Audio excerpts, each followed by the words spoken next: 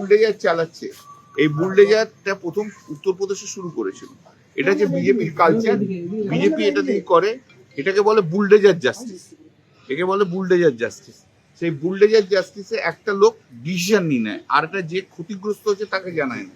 তাই জন্য এই বুলডোজার জাস্টিসকে সুপ্রিম কোর্ট বারবার এটাকে কন্ডেম করেছে। বুলডোজার চালিয়ে কখনো কোনো ভালো কাজে আজ পর্যন্ত হয়নি।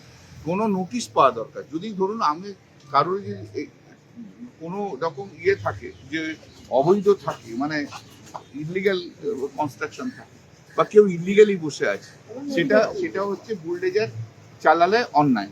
আচ্ছা, হকার নিয়ে একটা পলিসি আছে, এবং হকার পলিসিটা সুপ্রিম কোর্টের ডিরেকশন অনুযায়ী সে হকার পলিসি পশ্চিমবঙ্গ সরকার করেছে।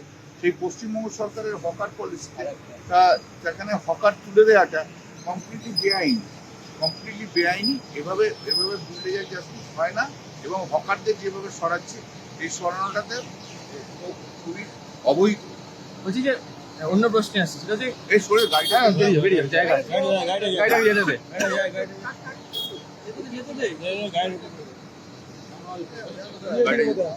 যথেষ্ট জায়গা আছে, বললেন না কাকলি ঘোষ বাড়িতে কেন্দ্রীয় বাহিনী নিরাপত্তা দিচ্ছে, সিআইএ। আমার কোনো কমেন্ট নেই।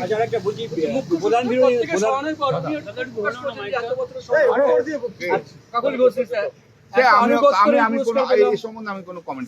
প্রধান বিরোধী দল তৃণমূল, কিন্তু বিধানসভার বিরোধী দল নেতা স্বীকৃতি দিতে টালবাহানা চলছে। এটা অন্যায়, অ্যাবসলিউটলি, মানে beyond the parliamentary democracy procedure and practice. আজও পর্যন্ত ভারতবর্ষের পার্লামেন্টে যে রাজনৈতিক দল থাকে তারা চিঠি দিয়ে জানিয়ে দেয় যে কে বিরোধী দল নেতা হবে, কে চিফ হুইপ হবে, ঠিক আছে? আর পশ্চিমবঙ্গেও এর আগেও আমরা যখন ছিলাম, আমি তো ছিলাম, আমি তো জানি, বা পশ্চিমবঙ্গেও এর আগে হয়েছে।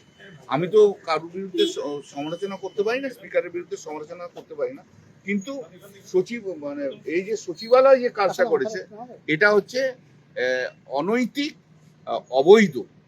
অবৈধ। এটা একটা ইগোর লড়াই করছে, আর কিচ্ছু লড়াই না, ইগোর লড়াই।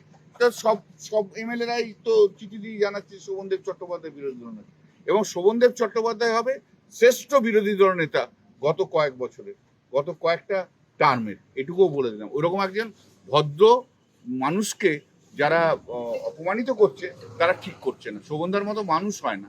শোভনদা রাজনীতিতে এখন যতজন রয়েছে, ওখানে বিধায়ক রয়েছে, তাদের মধ্যে সবচেয়ে বেশি অভিজ্ঞ, এবং সবচেয়ে বেশি আইন জানা, সবচেয়ে বেশি রুল প্রসিডিওর জানা, সবচেয়ে বেশি প্র্যাকটিস জানা।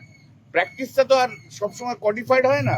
প্র্যাকটিস জানার লোক নেই বলে বিজেপিতে, তাই জন্য আজ এই হাল হচ্ছে। ঋতব্রত বন্দ্যোপাধ্যায়, সন্দীপন সাহারা বলছেন জাহাঙ্গীরকে কেন বহিষ্কার করা হচ্ছে? এগুলো আমার কোনো কমেন্ট নেই। আপনাদেরই মানে আমার কোনো কমেন্ট নেই, সেগুলো যা করো, আমাকে এসব কথা। ঠিক, থ্যাংক ইউ।